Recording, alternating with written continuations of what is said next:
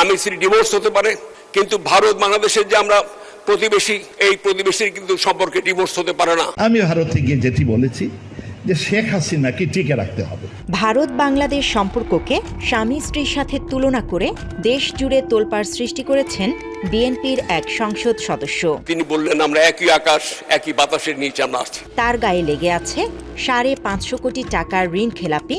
এসব থেকে নিজেকে রক্ষা করতেই কি ভারতের লবিস্টদের নজর কাটতে চাইছেন তিনি? শুধু তাই নয়, 1/11-এর সময় জিয়া পরিবার সহ দলের শীর্ষ নেতৃত্বের বিরুদ্ধে অবস্থান নেয়া এই নেতাকে ঘিরে এখন খোদ নিজ দলেই চলছে নানা কানাঘুষা। দুর্নীতি আর বিতর্কিত মন্তব্যের কারণে যাকে নিয়ে এত আলোচনা সমালোচনা, সব মিলিয়ে তাই প্রশ্ন উঠেছে, কে এই এমপি? সম্পর্কের ব্যাকরণ বড়ই অদ্ভুত। মানব জীবনে স্বামী স্ত্রীর চিরস্থায়ী প্রতিশ্রুতিও কখনো কখনো বিচ্ছেদের মাধ্যমে শেষ হয়ে যেতে পারে, কিন্তু মানচিত্রে পাশাপাশি থাকা দুই প্রতিবেশী রাষ্ট্রের মধ্যে কি কখনো বিচ্ছেদ বা ডিভোর্স সম্ভব? এই দার্শনিক ও কূটনীতি ঘেঁষা প্রশ্নটি তুলেছেন বগুড়া 5 আসনের বিএনপি মনোনীত সংসদ সদস্য প্রার্থী গোলাম মোহাম্মদ সিরাজ।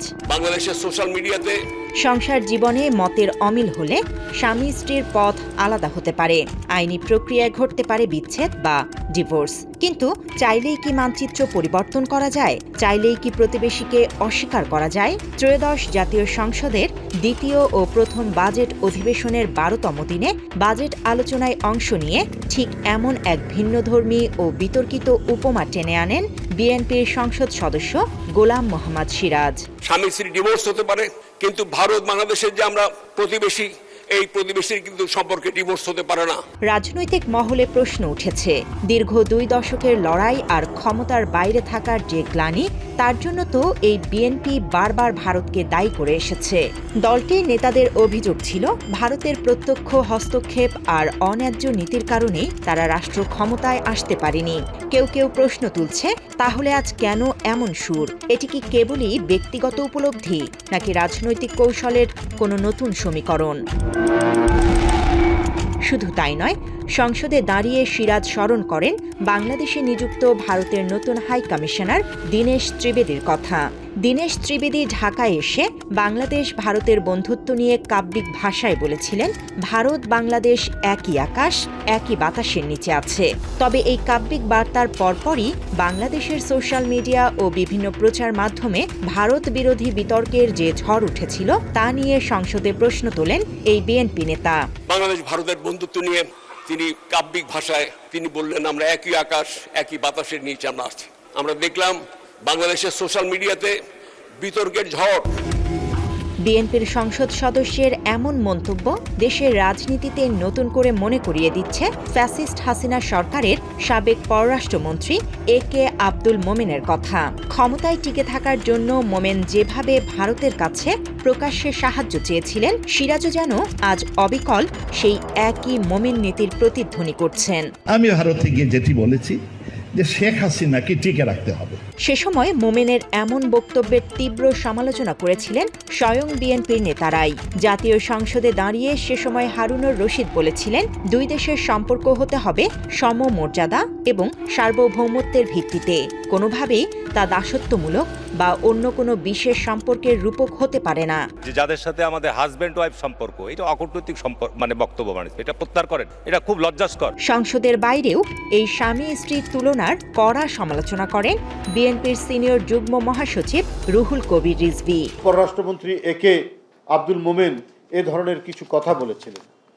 ভারত বাংলাদেশ স্বামী স্ত্রীর সম্পর্ক অসংখ্য কাণ্ডজ্ঞানহীন, নৈতিকতা বিরোধী, দেশের সার্বভৌমত্বকে অবমাননাকর ও নানা ধরনের বালখুল্য মন্তব্য করেছেন এই পররাষ্ট্রমন্ত্রী। হাসিনা আমলে ভারত আওয়ামী লীগ সম্পর্ক নিয়ে বিভিন্ন সময়ে বিএনপির পক্ষ থেকে বরাবরই তীব্র সমালোচনা হয়েছে। এখন দেখার বিষয়, খোদ দলটির এমপির এমন বক্তব্য নিয়ে কি সিদ্ধান্ত আসে দলীয় হাইকমান্ড থেকে। সংসদ সদস্য সিরাজ এই বক্তব্য দিয়েছেন যখন ভারত বাংলাদেশ সীমান্তে পুশিন নিয়ে উত্তেজনা বিরাজ করছে। আবার অন্যদিকে গাইবান্ধার পলাশবাড়ির বিতর্কিত শিব মন্দিরে উদ্বোধন অনুষ্ঠানে যান ভারতের হাইকমিশনার। একই সময়ে শাহবাগে অনুষ্ঠিত সমাবেশে আওয়ামী লীগ ও ভারতের পক্ষে বক্তব্য দিয়ে আলোচনায় আসেন অ্যাডভোকেট চৈতালি চক্রবর্তী। সমালোচকদের দাবি, তার বক্তব্যে বাংলাদেশের সার্বভৌমত্ব ও রাজনৈতিক বাস্তবতা নিয়ে বিতর্কিত ইঙ্গিত রয়েছে।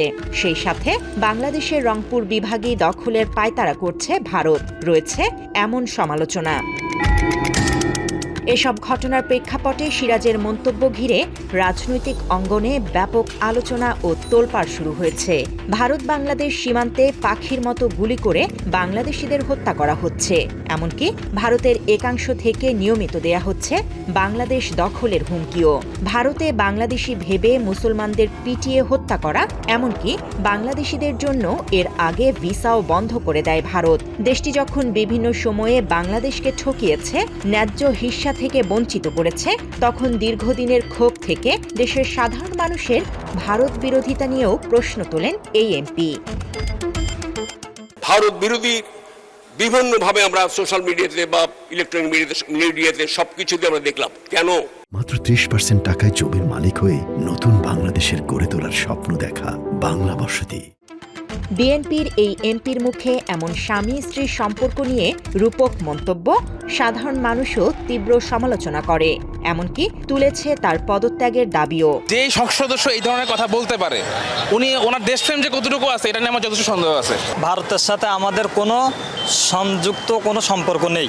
ভারতের যদি দাদাগিরি সুলভ আচরণ, সেটা তো আমরা মেনে নেব না। আমাদের দেশের যে সমস্ত ঊর্ধ্বতন কর্মকর্তারা যারা আছে, তা নিজের দেশের উন্নতি ভালোবাসা না আছে, তার অন্য দেশের প্রতি ভালোবাসা বেশি দেখায়। আমি দেশকে ভালোবাসি, অনেক কেন ভালোবাসি, তাদের এই বোধগম্যতা থেকে থাকে, আমি মনে করি তা অবশ্যই পদত্যাগ করা উচিত। বিষয়টা তত একটা সুবিধাজনক নয় এটা, কারণ ডিভোর্স হওয়া মানে সম্পর্ক ছিন্ন হয়ে যাওয়া। এরই মাঝে প্রশ্ন উঠেছে, কেন সিরাজের হঠাৎ এই ভারত প্রীতি? জিএম সিরাজ শুধু একজন রাজনীতিবিদই নন, তিনি একজন চিহ্নিত এবং শীর্ষ ঋণ খেলাপি। তার বিরুদ্ধে নির্বাচনী হলফনামায় বিপুল পরিমাণ ঋণ খেলাপির তথ্য গোপনের গুরুতর অভিযোগ রয়েছে। নির্বাচন কমিশনে জমা দেয়া হলফনামায় তিনি নিজের ও স্ত্রীর নামে নামমাত্র কিছু ঋণের কথা উল্লেখ করলেও কেন্দ্রীয় ব্যাংক অর্থাৎ বাংলাদেশ ব্যাংকের তথ্যে বেরিয়ে এসেছে সম্পূর্ণ ভিন্ন এক চিত্র। বাংলাদেশ ব্যাংকের প্রতিবেদন অনুযায়ী সিরাজের নিয়ন্ত্রণাধীন 3টি প্রতিষ্ঠানের নামে রয়েছে প্রায় 109 কোটি টাকার বিশাল অঙ্কের ঋণ। এখানেই শেষ নয়, তার স্ত্রী শাহনাজ সিরাজের প্রতিষ্ঠানের নামে রয়েছে আরও 512 কোটি টাকার পাহাড় সম খেলাপি ঋণ। অভিযোগ রয়েছে নির্বাচনের প্রার্থিতা বাঁচাতে অত্যন্ত সুকৌশলে এসব গুরুত্বপূর্ণ আর্থিক তথ্য হলফনামায় এড়িয়ে গেছেন সিরাজ। এছাড়াও দুর্নীতি দমন কমিশন বা দুদকের নথিপত্রে তার বিরুদ্ধে রয়েছে ভুয়া ভ্যাট চালান তৈরির মাধ্যমে রাষ্ট্রের কর ফাঁকির গুরুতর অভিযোগ, যার পরিমাণ প্রায় 40 কোটি টাকারও বেশি। রাজনৈতিক বিশ্লেষক ও সমালোচকরা মনে করছে, আইনি ব্যবস্থা থেকে বাঁচতে নিজের এই বিশাল অবৈধ সম্পদ রক্ষার্থেই তিনি ভারতের শক্তিশালী লবিস্টদের দ্বারস্থ হয়েছেন। নিজেকে রাজনৈতিকভাবে প্রোটেক্টেড বা সুরক্ষিত রাখতে তিনি পরাশক্তি ভারতকে খুশি করার এমন নাটকীয় ও তোষামোদমূলক পথ বেছে নিয়েছেন বলে মনে করা হচ্ছে। না হয়েছে কি, ওনার মধ্যে কমজোর আছে না, আসতে পারে, আসতে যেন উনি ক্ষতিগ্রস্ত না হয়, এই জন্য উনি একটা লাইন ওপেন রাখতে হবে। ভারত ছাড়াই বাংলাদেশ চলতে পারবে ভাই, মনে রাখবেন। কেবল জাতীয় পর্যায়ে নয়, নিজ দলেও সিরাজকে নিয়ে রয়েছে চরম মাত্রার অসন্তোষ। এর আগে বগুড়ায় দলের এক প্রতিষ্ঠা বার্ষিকীর মঞ্চে তার নাম ঘোষণার পরপরই শুরু হয় তুমুল হট্টগোল। তৃণমূল নেতাকর্মীদের অভিযোগ, তিনি দলের চরম দুঃসময়ের একজন চিহ্নিত বিশ্বাসঘাতক। 2007 সালে সেনা সমর্থিত 111-এর তত্ত্বাবধায়ক সরকারের আমলে দলের শীর্ষ নেতৃত্ব বা জিয়া পরিবারের বিরুদ্ধে যারা প্রকাশ্যেই অবস্থান নিয়েছিলেন, তাদের মধ্যে অন্যতম ছিলেন তিনি। 111-এর রাজনৈতিক পথ পরিবর্তনের পর বিএনপির তৎকালীন মহাসচিব আব্দুল মান্নান ভূঁইয়া দলের অভ্যন্তরে 15 দফা সংস্কার প্রস্তাব দেন। তার ওই প্রস্তাবে দলের যে কজন সাবেক মন্ত্রী সাংসদ সমর্থন দিয়েছিলেন এবং যারা সংস্কারপন্থী হিসেবে পরিচিতি পেয়েছিলেন, জিএম সিরাজ ছিলেন তাদের অন্যতম প্রধান মুখ। বিএনপির প্রতিষ্ঠাতা জিয়াউর রহমানের জন্মস্থান বগুড়ার সংসদ সদস্য হয়েও তিনি মান্নান ভূঁইয়ার বাড়িতে বসে প্রকাশ্যেই বিএনপি চেয়ারপারসন বেগম খালেদা জিয়ার বিরুদ্ধে অবস্থান নেন। সে সময় ১ দশক আগে আলোচিত -2 ফর্মুলা নিয়ে প্রকাশ্যে গণমাধ্যমে কথা বলেছিলেন জিএম সিরাজ। বিএনপির নেতৃত্ব বদলের দাবি তুলে তিনি যে চরম ধৃষ্টতামূলক বক্তব্য দিয়েছিলেন তা আজও ভোলেনি তৃণমূলের নেতাকর্মীরা। তিনি বলেছিলেন মসজিদ ভাঙতে নয়, তারা চায় ইমাম বদলাতে, অর্থাৎ তিনি সরাসরি খালেদা জিয়াকে দল থেকে সরানোর ষড়যন্ত্রে লিপ্ত ছিলেন। কিন্তু সময়ের পরিক্রমায় রাজনৈতিক হিসেব নিকেশে সংস্কারপন্থীদের অনেককে দলে ফিরিয়ে এনে সক্রিয় করে বিএনপি। আর যারা ফিরেছেন তাদের মধ্যে সবচেয়ে ভালো অবস্থানে আছেন এই গোলাম মোহাম্মদ সিরাজ। বগুড়ার তৃণমূল নেতাকর্মীদের তার বিরুদ্ধে মূল অভিযোগ দুটি। প্রথমত, দলের সাথে বেইমানি করা এবং দীর্ঘ সময় এলাকা ছাড়া থাকার পরও হঠাৎ উপনির্বাচনে প্রার্থী হওয়া এবং সরাসরি জেলা বিএনপির আহ্বায়ক পদ বাগিয়ে নেয়া।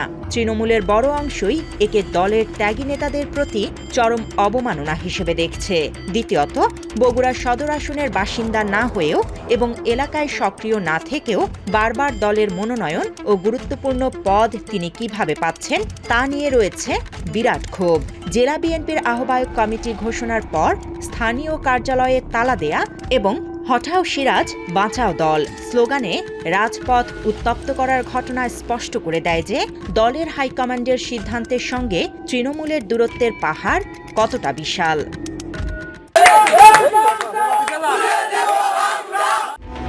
একদিকে ব্যাংক লোপাট, পাহাড় সমদুর্নীতি ও কর ফাঁকির গুরুতর অভিযোগ, অন্যদিকে দলের ভেতরে চরম কোন্দল আর 111-এর বিশ্বাসঘাতকতার বিতর্কিত অতীত। সব মিলিয়ে নিজের পিঠ বাঁচাতেই কি ভারতের সাথে স্বামী স্ত্রীর সম্পর্কের মতো সস্তা উপমা ও ভিন্ন এক কূটনীতির আশ্রয় নিচ্ছেন জিএম সিরাজ? এখন বিএনপির হাইকমান্ড কি সিদ্ধান্ত নেয়, আর সাধারণ মানুষের ক্ষোভকে তারা কিভাবে মূল্যায়ন করে সেটি দেখার বিষয়। বাংলা এডিশন, ঢাকা।